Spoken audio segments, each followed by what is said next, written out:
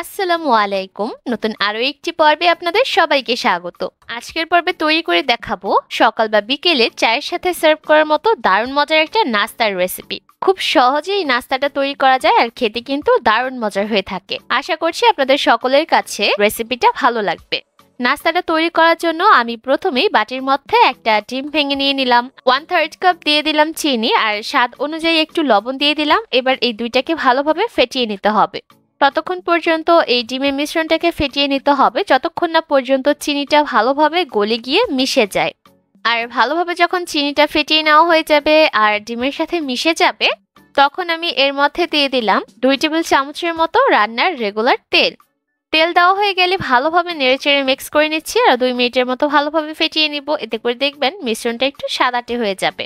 আর যতটা ভালোভাবে এই মিশ্রণটা তৈরি করতে পারবেন নাস্তাগুলো তৈরি করার পর ততটা পারফেক্ট হবে। নেড়েচেড়ে মিক্স করা হয়ে গেলে এর মধ্যে দিয়ে দিলাম 1/2 কাপ পরিমাপে নারিকেল কোড়া, সেই সাথে দিয়ে দিলাম সুজি। আমি এখানে 1 কাপ নিয়েছি আর সাথে 1/3 কাপ নিয়েছি। 1 চা চামচ দিয়েছি বেকিং পাউডার। এবার সবকিছুকে নেড়েচেড়ে মিক্স করে নিচ্ছি। প্রথমে আমি হ্যান্ড হুইক্স দিয়ে মিক্স করছি। আর যেহেতু মিশ্রণটা একটু আঠালো টাইপের, তাই এটাকে হ্যান্ড হুইক্স দিয়ে মিক্স না করে হাত দিয়ে ভালোভাবে মাখিয়ে নিতে হবে। আর এতে করে দেখা যাবে প্রতিটা উপকরণ একটা আরেকটার সাথে ভালোভাবে মিশে যাবে। আর আমরা যে নাস্তাটা তৈরি করতে চাচ্ছি সেটার জন্য এই মিশ্রণটাকে একটু আঠালো করে তৈরি করতে হবে। যদি এই পর্যায়ে মিশ্রণটা একটু নরম হয় সেক্ষেত্রে আরো কিছুটা সুজি যোগ করতে পারেন। তবে আমার মিশ্রণটা একদম পারফেক্ট ভাবে তৈরি হয়ে গিয়েছে, তাই আমি এর মধ্যে আর সুজি যোগ করব না। এবার এই মিশ্রণটাকে ভালোভাবে মাখিয়ে নেওয়া হয়ে গেলে আমি 20 মিনিটের মতো একটা সাইডে রেখে দিচ্ছি। 20 মিনিট পর আমি হাত দুইটাকে ভালোভাবে পরিষ্কার করে নিয়ে হাতের মধ্যে একটু তেল মাখিয়ে নিয়েছি। এবার এখান থেকে অল্প অল্প করে মিশ্রণ হাতের মধ্যে নিয়ে এভাবে করে লম্বাটে শেপ দিয়ে দিচ্ছি। আপনারা আপনাদের পছন্দের যে কোনো শেপ করে এই নাস্তাগুলোকে তৈরি করতে পারেন, তবে এভাবে করে লম্বাটে শেপ দিলেই আসলে এই নাস্তাগুলো দেখতেও ভালো লাগে আর খেতেও ভালো লাগে। সম্পূর্ণ মিশ্রণটা দিয়েই আমি এভাবে লম্বাটে শেপ করে নাস্তাগুলো তৈরি করব আর এগুলোকে ভাজতে চলে যাব। নাস্তাগুলোকে ভাজার জন্য চুলায় পর্যাপ্ত পরিমাণ তেল মিডিয়াম লো হিটে গরম করে নিয়েছি। এই পর্যায়ে অবশ্যই চুলার আঁচটাকে লো হিটে রাখবেন, তা না হলে নাস্তাগুলো তেলে দেওয়ার সাথে সাথেই পুড়ে যেতে পারে। আর যখন নাস্তাগুলো তেলে ছাড়া হয়ে যাবে তখন চুলার আঁচটাকে বাড়িয়ে দিতে হবে। আর সাথে সাথেই নাস্তাগুলোকে না উল্টিয়ে যখন দেখবেন নিচের সাইডটা একটু লালচে হয়েছে তখন এই নাস্তাগুলোকে উল্টে দিতে হবে।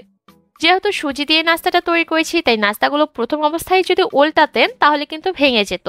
তাই যখন একটু লালচে বর্ণের হবে নিচের অংশটা তখন এই নাস্তাগুলোকে উল্টে দিতে হবে। আর নাস্তাগুলোকে ততক্ষণ ভাজতে হবে যতক্ষণ না পর্যন্ত এই নাস্তাগুলোর মধ্যে সুন্দর রং চলে আসে। আর দুইটা সাইডে আমি উল্টে পাল্টে লালচে করে ভেজে নিব। আর চুলার আঁচটাকে মিডিয়াম হিটে রেখে এই নাস্তাগুলোকে ভাজবেন। এতে করে নাস্তাগুলোর বাইরের লেয়ারটা অনেক বেশি ক্রিস্পি হবে আর এই নাস্তাগুলো খেতেও ভালো লাগবে। এর মধ্যে কিন্তু নাস্তাগুলো ভাজা হয়ে গেছে আর এর মধ্যে সুন্দর একটা লালচে বাদামি রঙও চলে এসেছে। চুলার আঁচ মিডিয়াম হিটে রেখে 12 থেকে 13 মিনিটের মতো ভাজলেই দেখবেন নাস্তাগুলো সুন্দরভাবে ভাজা হয়ে যাবে। এবার আমি এই নাস্তাগুলোকে চুলা থেকে নামিয়ে নিব।